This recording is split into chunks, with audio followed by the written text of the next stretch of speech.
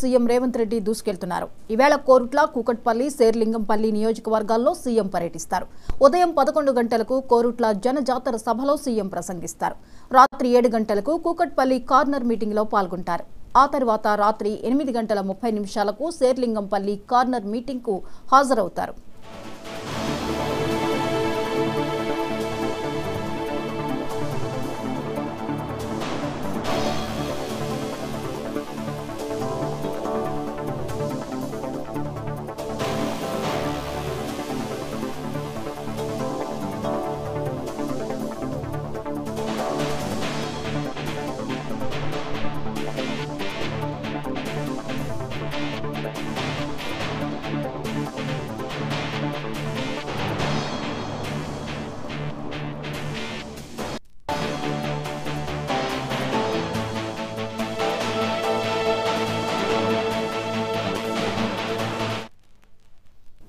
Right, Telangana ఎన్నికల ప్రచారంలో CM Revanth Reddy దూసుకువెళ్తున్నారు. ఈవేళ కోరుట్ల, కూకట్పల్లి, శేర్లింగంపల్లి నియోజకవర్గాల్లో సీఎం పర్యటిస్తారు. ఉదయం 11 గంటలకు కోరుట్ల జన జాతర సభలో సీఎం ప్రసంగిస్తారు.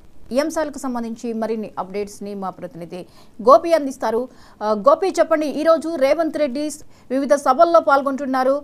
ఎలా ఉండబోతున్నాయి ఈ సభలు, ఆయనకు వస్తున్నటువంటి ఆదరణ?